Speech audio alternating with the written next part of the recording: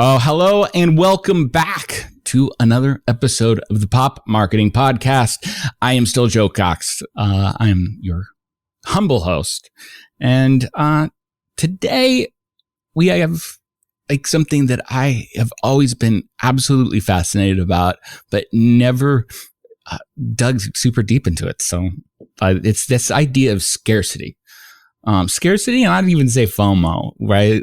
Which is kind of like this modern part of that, and why it's locked, completely into popular culture, social media, brand marketing, you name it. Scarcity is there. So we got collectibles, online communities, limited edition, comic books, you name it. Since I've been a kid, if there's a fandom, there's scarcity.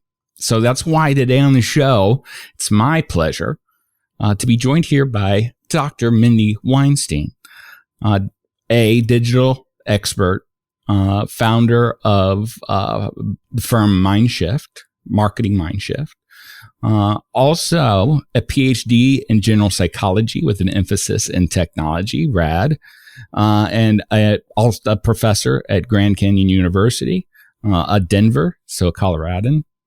Lucky you. It's very popular these days. So a marketer and a professor, and most recently, you authored and published a book last year that we're going to be talking about. And it's called The Power of Scarcity, Leveraging Urgency and Demand to Influence Customer Decisions.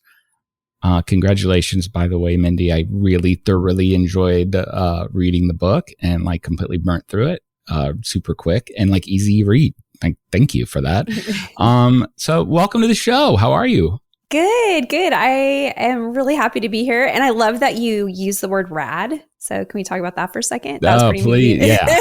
This is the show. The rad is allowed. Yes. No, I love it. So I'm excited to be here and talk to you today. Great. We're always starting the same place because, people, younger marketers, people that are coming up into the world that are listening, and, old folk like myself, it's just always good to hear the origin story. Where did somebody come from, and how did somebody like you get into, be able to make that step? And we were talking a little bit before we hit record about how rarely the world of academia and the world of business and doing and stuff in the world are for some reason rarely mix. So how did you and how get to the place where you kind of stepped between both of those worlds? Yeah, no, it's such a great question. And that is what amazes me, is there's so much knowledge stored in the academic world where it's hard to understand.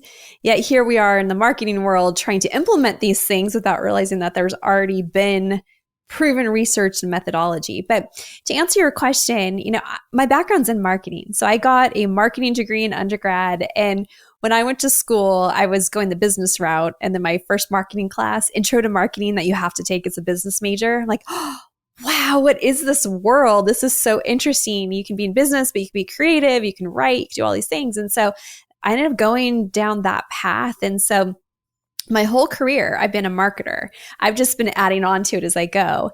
And so in 2007, I did a shift to complete digital marketing. So I focused solely on digital marketing at that time period. Before that, I'd just been more of a traditionalist.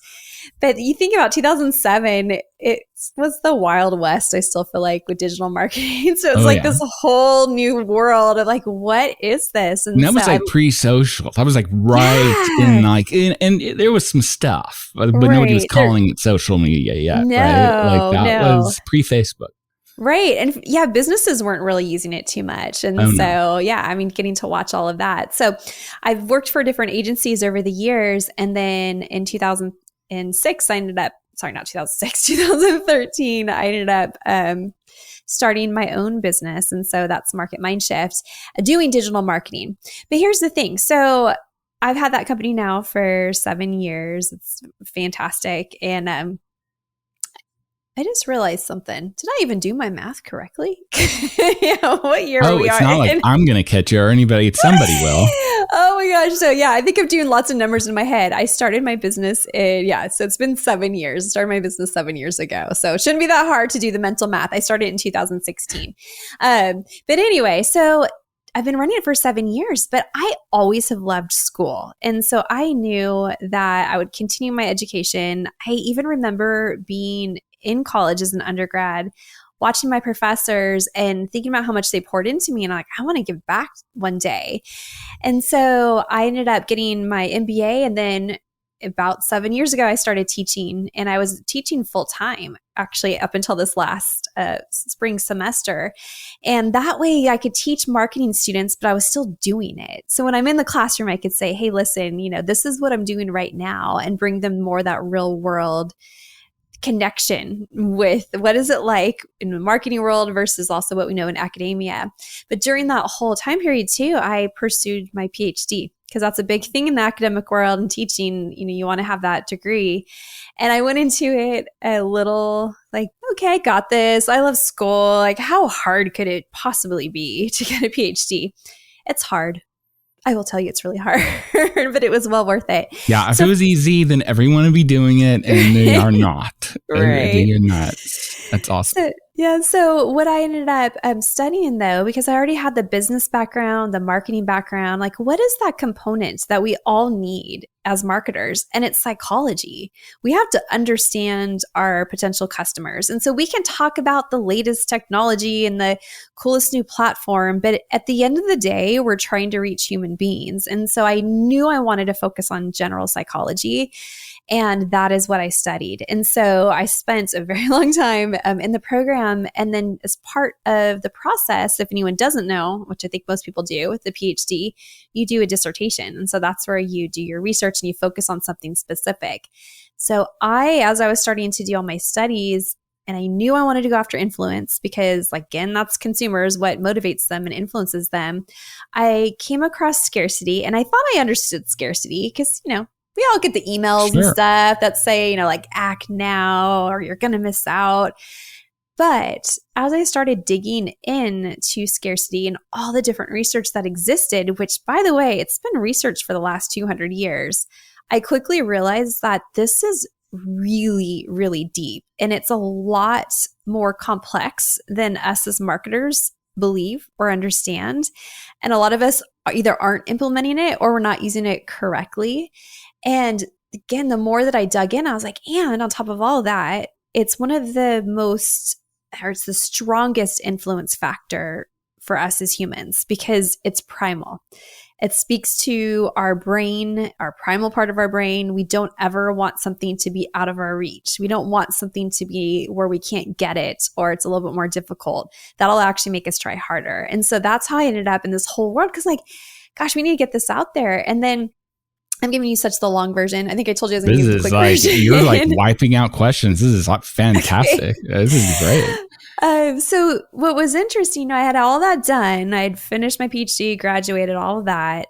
And then when the pandemic hit, I realized, knowing what I know about the human mind, we are now from this point on forever changed because the way that our brains work, we're constantly looking for patterns and we're constantly predicting. You don't realize that, but your brain is always trying to think get some information. It's predicting what's going to happen next and all of these things. And so it's a lot based on experiences too. And now after COVID and the pandemic, we all experience scarcity in our face, where, oh my gosh, are we going to be able to get toilet paper? Oh, we're limited on the amount of, cleaning supplies we can buy. Oh, now this store has empty shelves. And so it was very much an experience that we all had, and it's not going to go away. So knowing what I know about the brain, when all that was happening, I'm like, this is going to change us because now scarcity is going to be even something we're more sensitive to.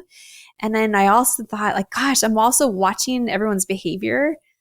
That's what I've been researching. It's playing out. I need to get this out of academia and into the real world. And that's where the book came in.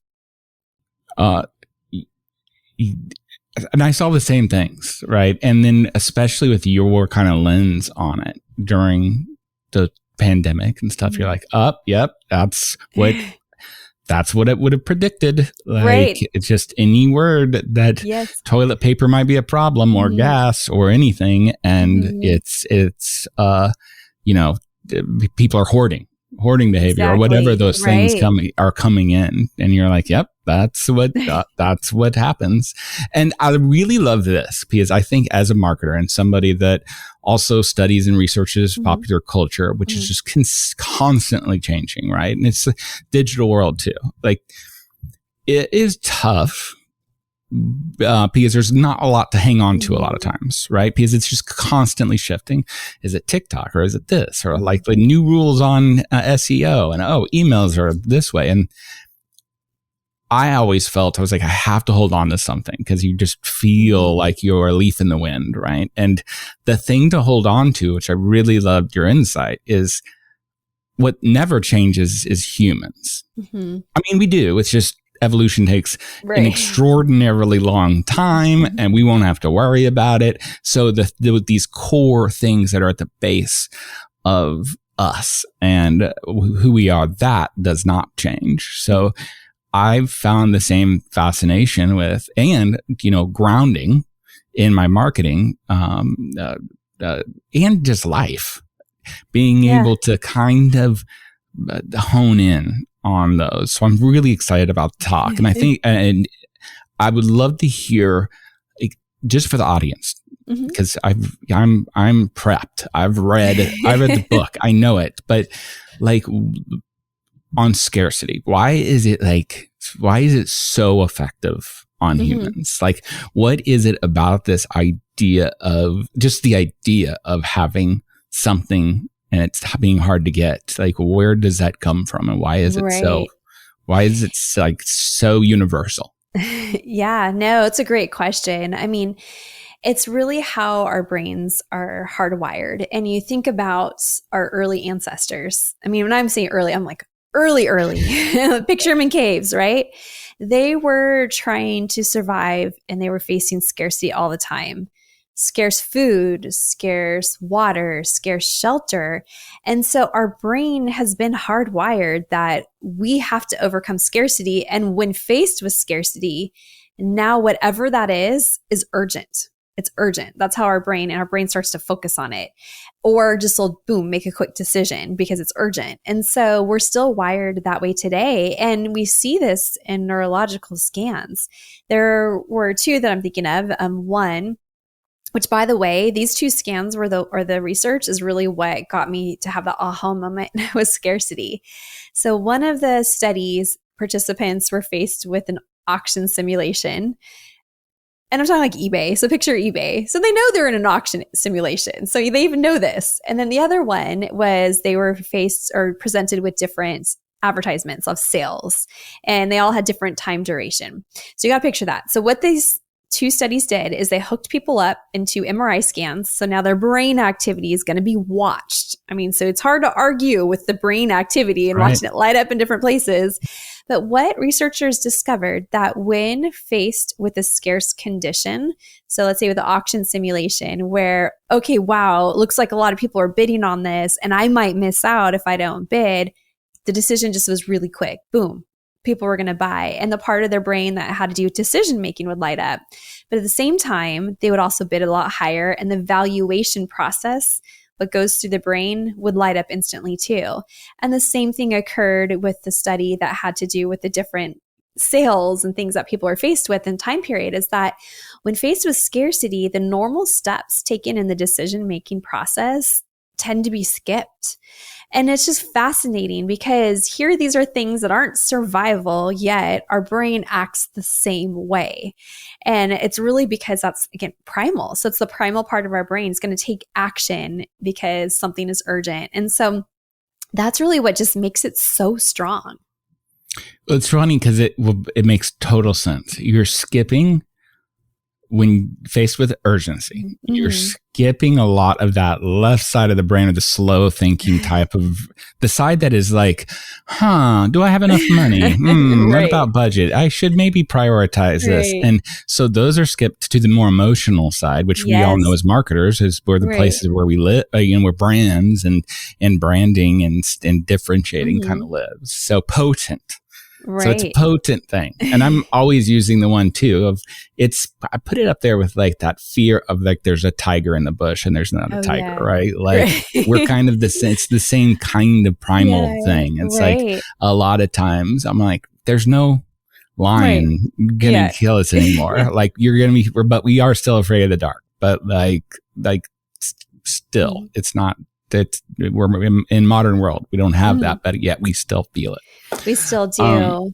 That was a fantastic of why scarcity is so potent for us. So jumping off of that, when we get into marketing and scarcity, I'm guessing not a new thing. I'm guessing this is not something that just in the world span of like Facebook and TikTok, like we just started using scarcity. This is something like, how has it been used?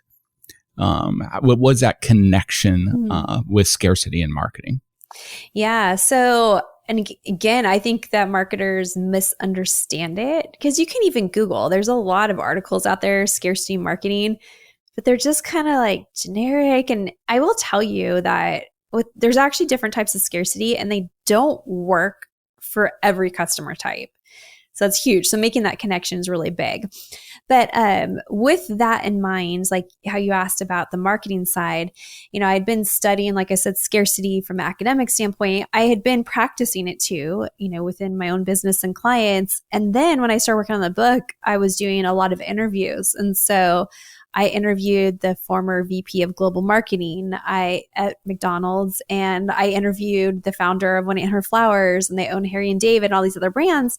And I actually still had aha moments. Like, here I thought I understood scarcity and how it's applied, but here's these businesses, and they were applying it in different ways that were having outcomes I never would have thought about from a marketing perspective. And so I'll give you some examples. So I'll start with McDonald's. I mean, McDonald's, we know, of course, they're big into limited editions. And so that could be a limit or a limited time. I mean, that could be the actual product or the food product itself, or it could be the Happy Meal toy, or of course their adult Happy Meal, if anyone missed out on that.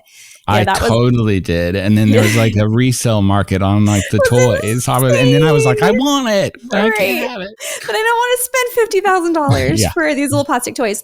But when I was talking to the former VP, he was saying, he's like, McDonald's, we do that just to create fun and excitement. And he goes, and we're all about, customer loyalty and brand affinity because they want that connection. And they said, he gave all these different examples, but he goes, we do that just to create some fun. Our customers love that kind of thing. We know that about them. So when we're talking about like McDonald's example, that's time-related scarcity. So anytime there's a restriction on time, so they're having the McRib for a certain period of time, or the Shamrock Shake. I remember it well. I remember Shamrock Shake and McRib is just like burnt into my brains. Of like, is it McRib season? Oh my gosh, that's a big thing in my house too. My husband, every time, and we have a McDonald's on the corner, so I have to hear this every day. Yeah, every time we drive by, he goes, "What if we drove by and they had McRibs today?"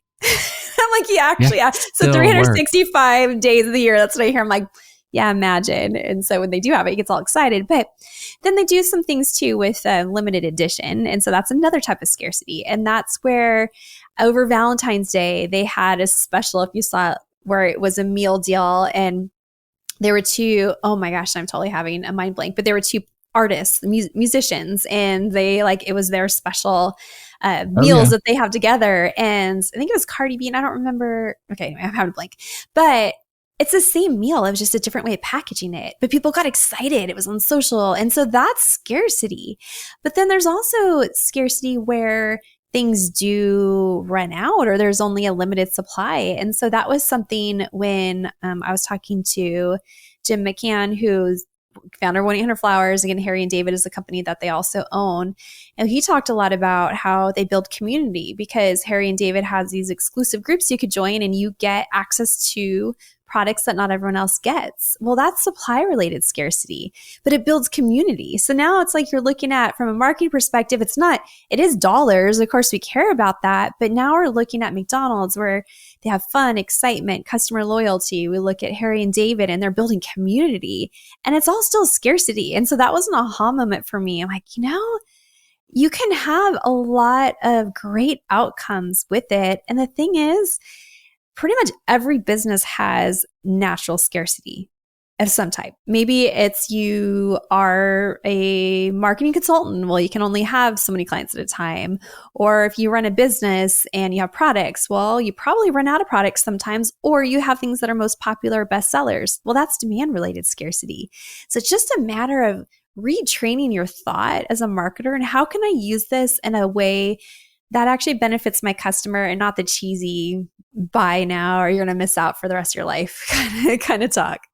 Yeah. It was one of my favorite parts of the book because it so simply kind of broke down those different buckets of scarcity that you just don't, all of those. Like I would say as a marketer, I was like, I know all these. They're all in the box of like things we could pull out and maybe think of, but never thought of them as differentiated and really like breaking that down. So that was super cool. And I learned through the examples, right? Like case studies. So there was some really cool ones, and also cool to know that you got to actually kind of sit down and talk to a lot of those folks. Right. It was fun. It was a good learning experience too. So before I jump into this goes better to this where we are in the conversation. So as a marketer then that wants to utilize scarcity or has opportunity or wants to be able to kind of put the glasses on and be able to see where they can utilize maybe something that seems like a big problem. We all saw it happen whenever when a lot of ties in a lot of products that I didn't know came from China. And now it's scarcity of electric bikes parts and different things that are going on. So how can a marketer utilize these? And I know there's 100 ways, but how can that understanding of scarcity, help you become that better marketer? Yeah. And I have some examples I can answer that with, but I think it's important to first recognize, knowing you're going to know your customers. I mean, of course you are, but ask yourself, is my customer base people who want to be unique or feel special, or they like self-expression? They're the ones who are posting all over social with like their vacation or the latest Starbucks drink they got. If you're working towards those customers, well, you're going to really want to focus on supply related scarcity or limited edition, which limited edition is part of supply related. And here's the reason why, because with that type of scarcity, supply just means there's a supply shortage, but it could be intentional. So when we think about different brands that do that, especially high-end brands, and if you're in that category and those are your type of customers, think about what you could do. And I'm not suggesting that you intentionally tell people there's only, you can only get so many of them, but you could do things that are like early exclusive access to a product or to a sale. You could do a VIP event. And even if you're not able to do it physically in person, maybe it's a VIP event that's online and you bring some expert in. Like even Nordstrom was doing that over the pandemic. They were doing that within their beauty department where they would bring founders of different, companies, and they would just do something special, but you had to know about it and be part of the exclusive group to join. And so there's so many things you could do on that end. Or if your customers actually really just want to belong to a community and they want to be able to identify and conform with other people, well, then demand related scarcity is really big. And that's things really just the wording of most popular or best seller or restocked or wait list. And so that's where I wanted to give you. You're going through my email list. It's like you've gone through my inbox of all the different products. Right. It's like, back in stock. And I'm like, yeah, that must mean it's awesome. And exactly. It works even on a marketer. Right. Well, and it works on me. My book, I have stories. I'm not afraid to tell you that there's times where I'm like, I just totally bought that because of scarcity, or I just totally hired this service. But my argument's that's that powerful then, right? Even as marketers, we're doing it.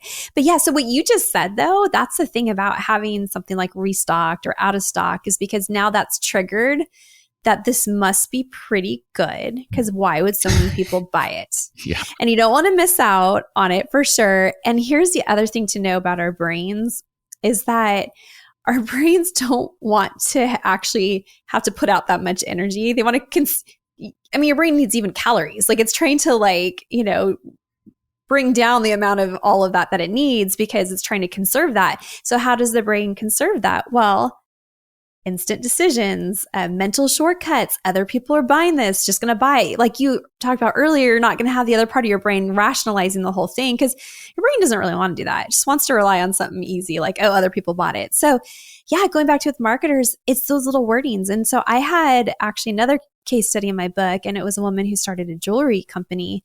And she attributes their tremendous success today to the fact that they stumbled across the word restocked. So they had run out of something and they just put restocked in the email and boom, it was out of stock again. And they're like, what just happened? But it's that trigger. So that's demand related. Yeah. So you're saying it doesn't have to be a happy accident. Right.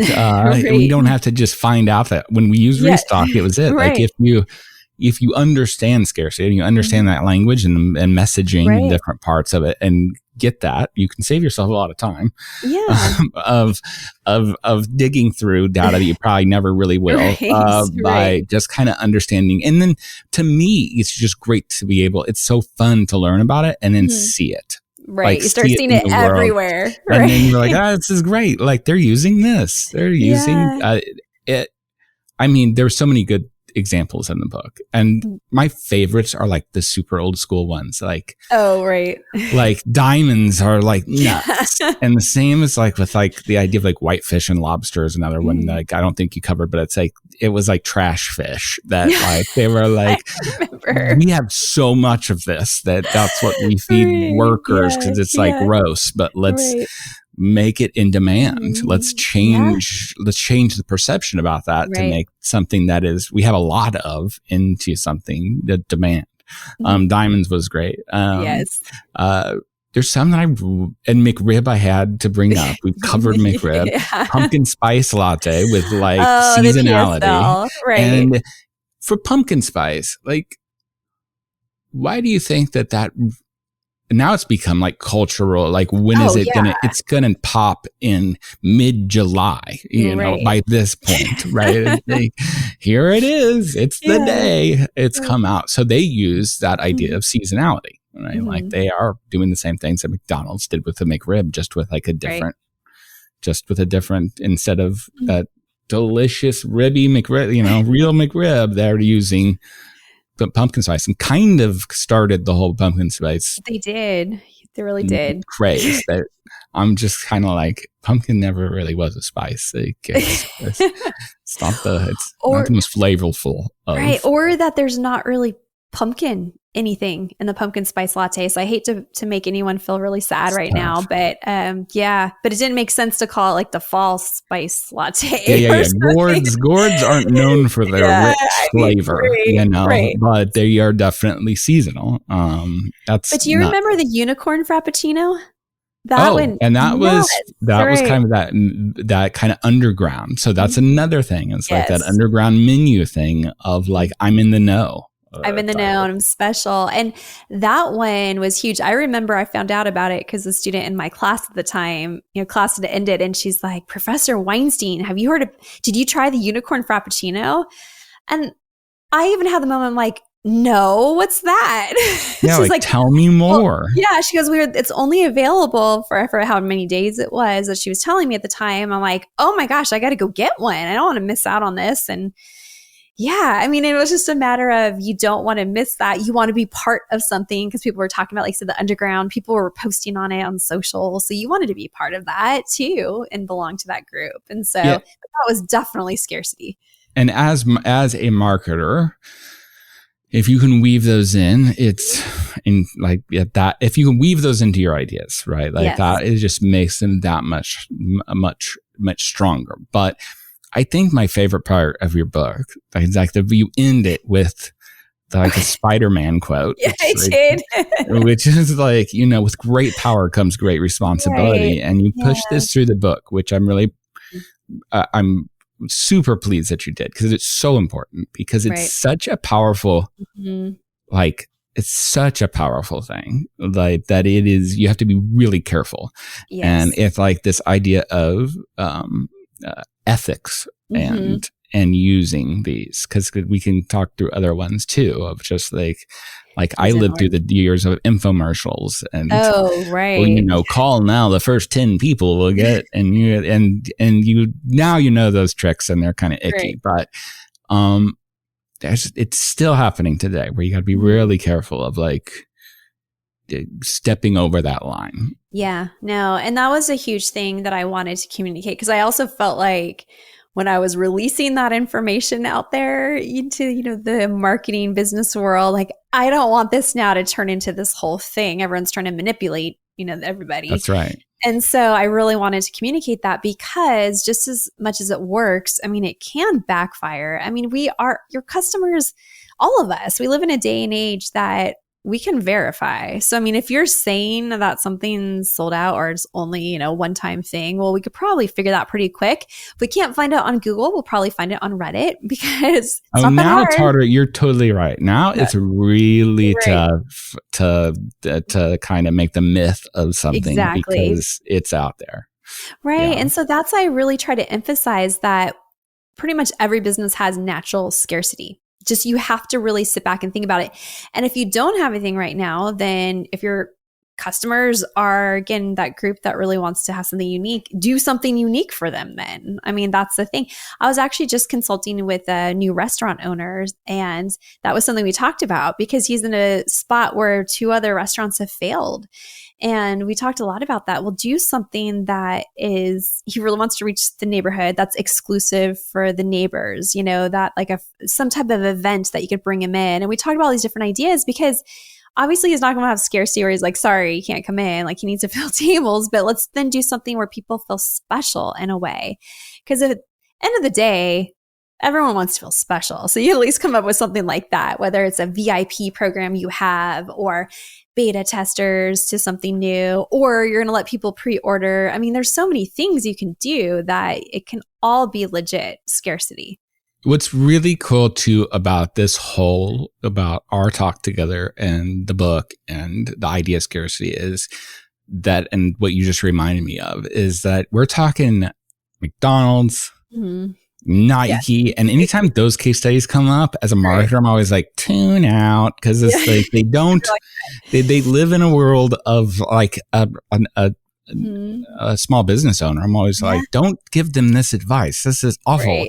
Like, they shouldn't be spending their money there. But scarcity is you can utilize this from small business of like a local restaurant, to the largest brands in the world. So very rarely do we have tactics or things that can span, that can really like help out. Because guess what? Most marketers or most people, business owners, aren't the top 500 companies in the entire world. 99.5% of everyone is just really trying to like do stuff and find things that work for their business. And I think this idea of like even writing better emails, it's like, or getting people on board to a small product or a small launch is like really actually extremely helpful to like to the whole group.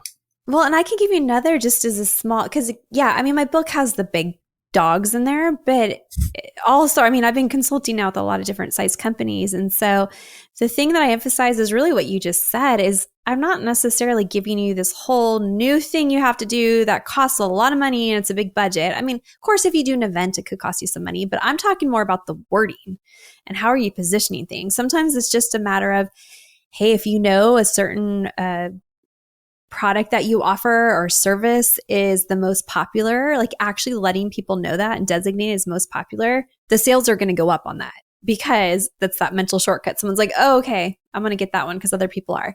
But the example I wanted to give you, and this was someone actually in real estate. And so just again, going let's go smaller. And so this particular person, he has a real estate company, has a team. And, when I was talking to him about scarcity, that was the whole thing. Because he's just the question, like, do you want to work with everybody? Well, no, you can't work with everybody. You have a limited amount of resources and time. And so what he started doing was just changing his wording of, he would let a potential client know, so a prospect of like, well, right now I do have an opening to take on 2 more clients. So, if that is something you're interested in, let me know. But I am talking to some other people. And he wasn't doing it in a weird, cheesy way, just as part of the conversation, because it was true. It was true. Before he'd just be like, oh yeah, we'll see. But a number, I have 2 available spots. Immediately. Right there, you're like, oh, I want to be one of those. I don't want to miss out. And now I know that there's a supply restriction. And so there are things like that. And again, it was truthful. And what's really great is talking to him, because he's been doing that now for a few months, is that he's talking about he's closing 40% more deals because he's getting more customers or clients. They don't say. Yeah, because it works. It's like a click in the brain, right? Like it just is a click of, and again, true.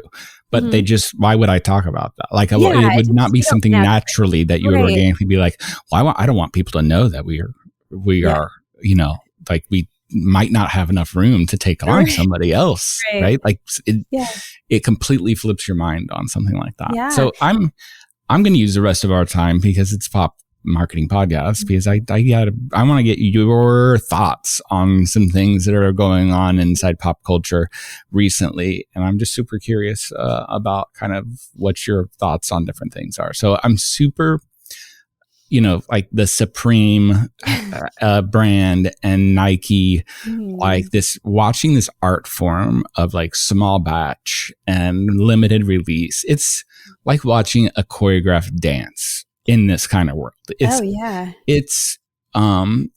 we could have an entire episode that where we just talk about the entire markets built on resale, like an entire $1 billion of businesses built on resale of tickets, to anything. But what are your thoughts on which one first? I mean, like on the Nike, on shoes and sneakers and what they've done inside, built that culture around that.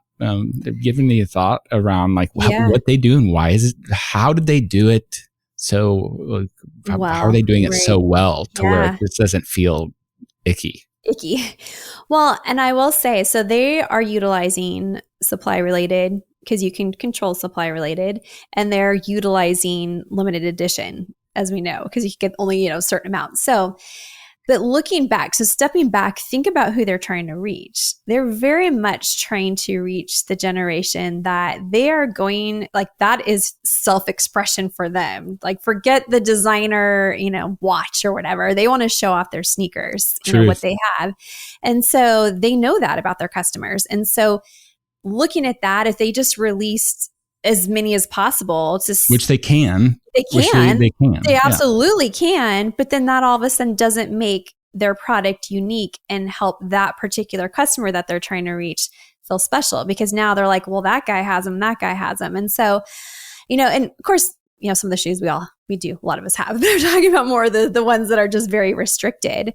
So the other thing that they've done, and that gets into what I'm about to say, is the limited edition, is that so I have 2 teenage boys. I didn't even mention that. So I have a 14-year-old and a 17-year-old, very much live the Supreme and Nike sagas. Like I feel like all the time. I mean, I even got to the point that I now have 2 different Nike apps so that I can know about the drops, because they'll just be on about that. Same, but for me. But I will say that yes, thank goodness for like kids, because having kids is like, oh, thank you. You bring me back into like what is going on in that, and just watching them react to certain things. Oh yeah, like it's interesting. In that world. So with that, so that's something that I hear about a lot, and they'll save up their money and buy, a pair of Nikes, that are just probably way too much than what they should be spending. But their comment is always, there's not a lot. They're just coming out. It's only, for this certain period of time, no one else has them. And so it really appeals to that. And so stepping back and answer your question, I mean, Nike's done a good job of identifying who their customer is, then stepping back, what type of scarcity is going to appeal to that customer? Because if it was just like, you don't see they do have sales, but that's not their biggest thing. They don't push that, I mean, that's Nope. And because that'll really actually bring down their value. And then with Supreme, it's very much the same thing with those drops. And so they identified their audience wants to be those who have something that not everyone else has, which is very much talking about culture. It's very much our culture here, Western culture, at least, of we want to be different than everybody else. We don't want to show up and have the same thing. And so Supreme's done that. And even in their stores, you go in there and it's sparse, it's not packed. And so it even just makes you feel like, well, gosh, there's only so many of them. And I went into the one in San Francisco not that long ago, and I had never been into one in person before. And so I thought that what they had even on the rack, which was very, very minimal, that was the only sizes they ended up having. They're like, oh no, we have them in the back. I thought, well, now isn't that brilliant though too? Because even what they have displayed makes it look like it's a very limited supply. And so they've just done they've done a really great job with that. It's fascinating. But the drops. Yeah, I mean, even you bringing up, which I never thought about, is the sparsity of the stores. Like when you go to like the New York Nike or where you go to these places. Oh yeah. I'm like, where's the stuff? Like where is your, like, it's designed. It's designed that way. It's designed that way. That's super interesting. Yeah. Okay, great. Do you like scratch the itch on Nike? What about like, because we went through this earlier, I think it was last year, but like the Taylor Swift concert debacle. Oh tickets. My gosh.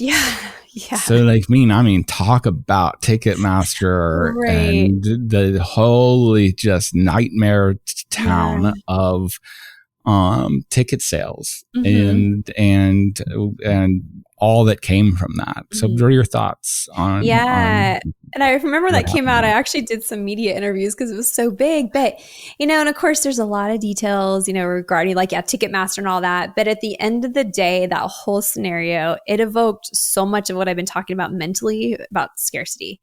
FOMO. I mean, there was clips of fans crying because they weren't going to get to the concert. And then you heard stories of people reselling the tickets for an insane amount of money, but people were paying because they didn't want to miss out. And so definitely that's already, you had something that was demand because people wanted to go, but then all of a sudden it's even harder to get. And so that just caused people to just hyper focus. I got to figure out a way to get these tickets. And so, and then again, that's where you saw the tears and people just dishing out thousands of dollars per ticket. But that was huge. I mean, and that just shows. So that's scarcity upon scarcity. I mean, honestly, they just didn't calculate in their heads how much demand was probably out there. And you only have so many seats in a venue, right? Right. There's only so many seats. No, and that's true too. So then that's even like thinking back to if you ever hold a type of event and you want to create that natural scarcity. Well, if it's anything where people are seated, there you go. There's only so many seats, and so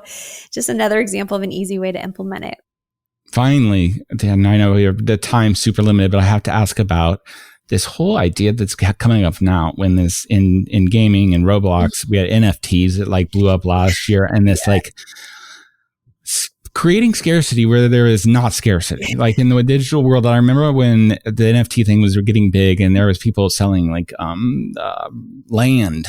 Yeah, right. And somebody quoted and saying, it's like buying land now is like buying land when New York first, started, like buying now. And I was like, yeah, but you couldn't like magically multiply New York. The ground in New York is the ground in New York. So it's not the same. I have to have trust that these people won't just make more land. So in that, are you looking into, and are you kind of keeping close watch on like that?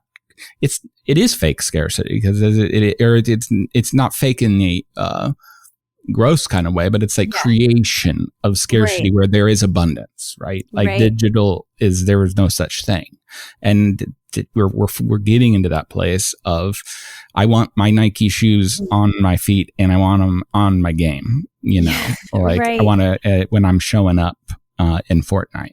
So that's something you're keeping an eye on. I am keeping an eye on it. I mean, so it is interesting because in the digital, of course, it's obviously manufactured because you keep doing as much as you want. Isn't necessarily a limitation, but the creators of those programs and the different offerings that they have and all of that, and very much that's something my at least my youngest son, I hear a lot about his games and like, I've got to get this because if I get this right now, it's only available, it drops tonight. And yet it's not, like you said, it's not real, but to him, it's very real. And to all the people who are into whether, they're into anything related with esports, there are all these different games and talking about the digital world, all of that, it's real to them. And so the creators of all that are bringing in that scarcity because they know that's the only way that people are going to be drawn to it. If everyone can purchase that land or everyone can have that, I'm trying to think with because my son plays even Roblox, there's certain things that he can get in there. And they played Fortnite of the different weapons and all that stuff. It gives them bragging rights. And then these creators know that because they're going to appeal to those people and just have, again, a restriction on it. So yeah, scarcity is just a restriction. So that's what they're doing there. Yeah, and a restriction, and it's for I don't want to be restricted. I want that. It. So no one I wants love to how it no. mixed in FOMO and that limited drops and everything about it. I really loved the book. I loved how it broke down into where I can absorb it quickly and super fascinating. So thank you so much for writing that. And it's flown by. I could talk to you about any of these things for an entire episode. So I hope someday soon you'll come and return on the show. I would love something's going to happen. There'll be something. There always is. And it was Travis Scott was the McDonald's thing. I was I was thinking in my head the whole time, the special McDonald's meal. It was there was a Travis Scott. There was a Travis Scott one. And then there was one that just came out for Valentine's Day this last year too. Yeah. So it's like this thing that they're starting the engines on. They're, and doing that with celebrity. So It's been such a thrill to have you on. Where can people find you online? Where can they get the book? Yeah, absolutely. Make it really easy. So if you just go to powerofscarcity.com, that's the name of my book, powerofscarcity.com. That'll take you to a page on my website where you could, order your copy of the book and all of that. And you could find out more about me. And of course, I have my contact information on there. But I'd love to hear from any listeners and how this resonates with them. Well, Dr. Mindy Weinstein, thank you so much for joining us on the Pop Marketing Podcast. And that's all. I mean, what can I offer more? This is it. So thank you, everybody, for tuning in and looking forward to seeing everyone next time. See you, true believers.